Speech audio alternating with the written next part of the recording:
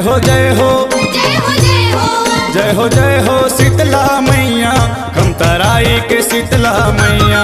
जय हो शीतला मैया खमतराई के शीतला मैया।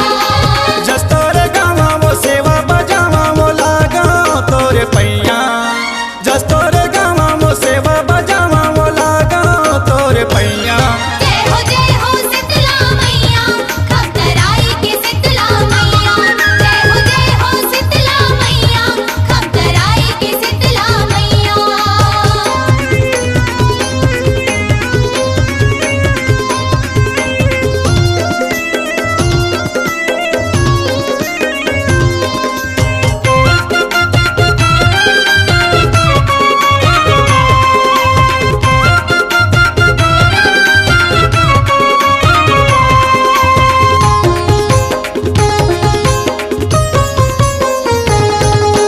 गाँव सुगर खमतराई है रायपुर शहर भनपुरी के तीर। दरिया के पार मनीम के छामा चमकत हावे तोर मंदिर। दरिया के पार मलीन की छाव चमकत हावे तोर मंदिर। गाँव सुगर खमतराई है रायपुर शहर भनपुरी के तीर। दरिया के पार मनीम के छामा चमकत हावे तोर मंदिर। दरिया के पार मलीन की छाव चमकत हावे तोर मंदिर। पुलवा चढ़ावा वो दीना जलावा वो लागा तोरे पैया। पुलवा चढ़ावा वो दीना जलावा वो लागा तोरे पैया।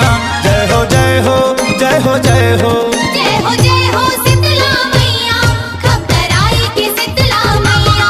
जय हो शीतला मैया खमतराई के शीतला मैया।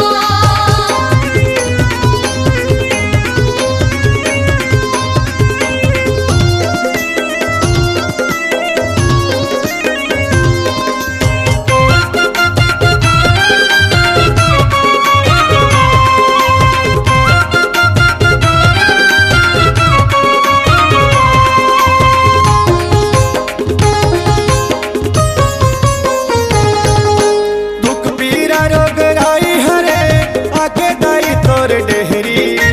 भाग हमर जागे वो सुघर लागे वो हरियाए ये दे जिंदगी। घावर जागे वो सुखर लागे वो हरियाए हम जिंदगी। दुख पीरा रोग राई हरे आके दाई तोर डेहरी। भाग हमर जागे वो सुघर लागे वो हरियाए ये दे जिंदगी। घावर जागे वो सुखर लागे वो हरियाए हम जिंदगी। बहनी कसला गए तोर ब्रह्मदाई माता मोरा शिष के बरसैया। बहनी कसला गए तोर ब्रह्मदाई माता मोरा शिष के बरसैया। जय हो जय हो जय हो जय हो जय हो शीतला मैया खमतराई के शीतला मैया। जय हो शीतला मैया खमतराई के शीतला मैया। जस तोरे गावा वो सेवा बजावा वो लागा तोरे पैया। जस तोरे गावा वो सेवा बजावा वो लागा तोरे पैया। जय हो शीतला मैया खमतराई के शीतला मैया। जय हो शीतला मैया खमतराई के शीतला मैया। जय हो शीतला मैया खमतराई के शीतला मैया। जय हो शीतला मैया खमतराई के शीतला मैया। जय हो शीतला मैया खमतराई के शीतला मैया। आप सुन रहे हैं गोविंद सोनवानी को। प्रोग्राम हेतु संपर्क करें। फोन नंबर है 9827924660 खमतराई रायपुर। आपकी आवाज ही आपकी पहचान है। यदि आप अपनी आवाज को एक नया आयाम देना चाहते हैं तो चले आइए मल्टी ट्रैक डिजिटल रिकॉर्डिंग के लिए AVM audio video studio Khamtarai Raipur. Mobile number 9301523929 और 7869646201।